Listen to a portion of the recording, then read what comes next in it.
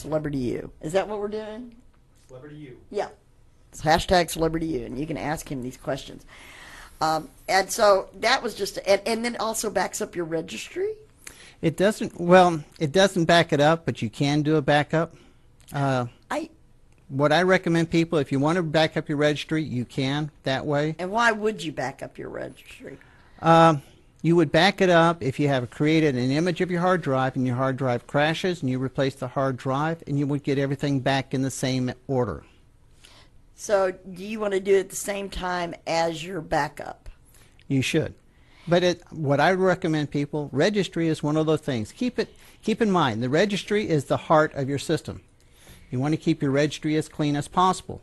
Well, the registry gets filled up with a lot of junk. Yeah. Well, if you back up that registry, you're backing up those junks. The best thing to do in that case, let's say you have a complete system crash, is to wipe out, reload, and start over from the beginning. Install all your programs. Now you have a fresh install. Your heart is real clean. And now back up or restore all your data. Okay. I focus on the data only because the data is what's critical. Rebuilding a system, installing the operating system, installing Office or whatever programs you have, that's easy, and that gives you a clean bill of health when you start over. Okay. Okay. So, and backing it up, I do it because it says me to do it, but I also do it because if I'm going to add something, I kind of know that that's where it at least knows where I am, because when I go in there and check things to get rid of them. Right. And I want to have that. Well, if you install a new program, before you install it, if the computer is configured correctly, there's a checkpoint established. Okay. And you install a program and it doesn't work. Well, now you can restore it back to before you install the program and you're back up and running. Okay. So maybe I'm obsessing about the registry a little bit Right. too much. Okay.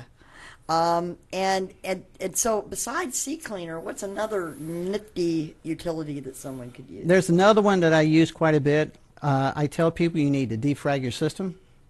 And system defrag is, the way I explain it, pretend like you got a 1,000-page document and it's all nice and neat order. You take one page out and you make a change on it, but you don't put it back in the same place. You just throw it back into the drawer. Okay? After a period of time, your system starts getting slower. Well, you need to defrag it. Well, I don't like the Windows defrag program itself.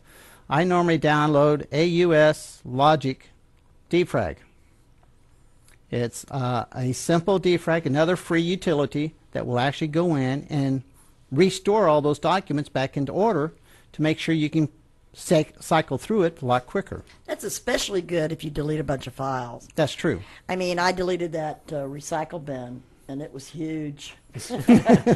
And so when I did that, it left all these holes. And so I knew that instinctively, and so I ran the defrag. But that makes it, because just out of, and it keeps it, I think it keeps it healthy. I kind of like a nice, clean, maintained computer. Maybe that's the one area. It keeps your computer running a lot more efficiently and quicker, too. That's right. And your life expectancy on this computer will last a lot longer. Yeah, we talked about that, that you need to maintain. You have a desktop at home, and we don't want them to break down, but just like anything, a car or anything, or a house, you dust it to keep the furniture.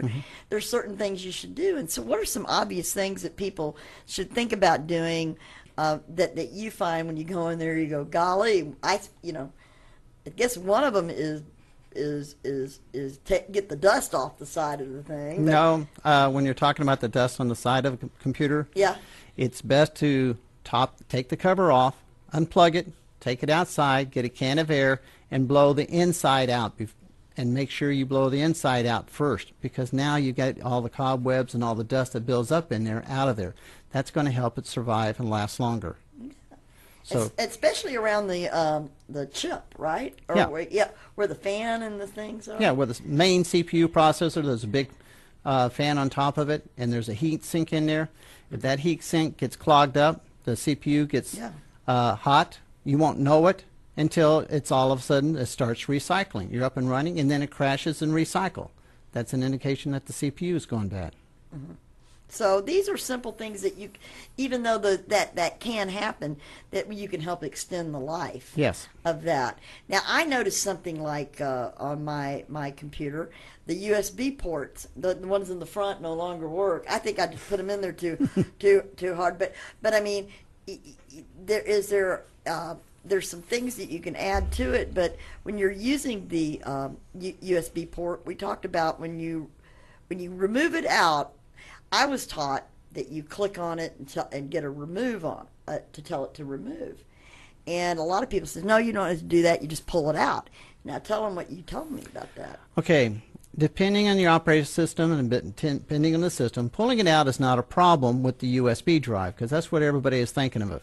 But however, in a computer, if a computer is currently writing information to that USB at the time you pull it out, and you pull it out, you're going to create an arc, which caused the USBs to go bad.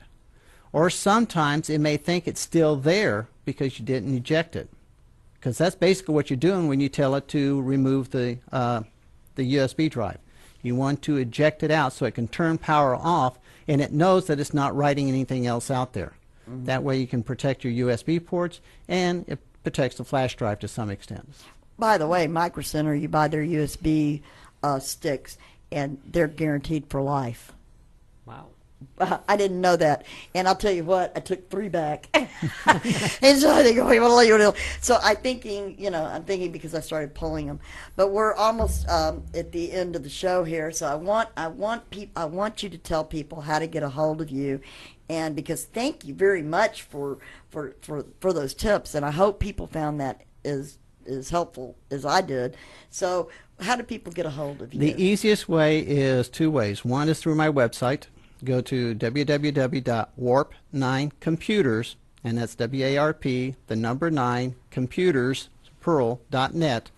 And there's a contact form in there. You can fill out the form and that gets sent to me directly, and I will respond back to that as quickly as possible. Or if they see on my website, my office telephone number. They can get a hold of me through the office telephone number. Now, we're going to have him back, so if y'all have any questions, I ask that you send them to me, Kathy at celebrityuradio.tv, but they could email it to you, and you'll be happy to talk about it on the program. Yes. And give that email again. It's on my website. Just go to my website, fill out the form, and tell them you want me to talk about it on Celebrity U, and I'd be more than happy to set that aside and talk it the next time I show up. Okay. Well, is there any other questions? I don't have any right now. Okay. I'm still going over everything he's done today. Yeah, and I mean, and it's those little things that even though I'm techie, you forget, and they'll help those problems not hit you, and then that's just always going to be nice. I'm gonna have to perform some computer healthcare reform. Yeah.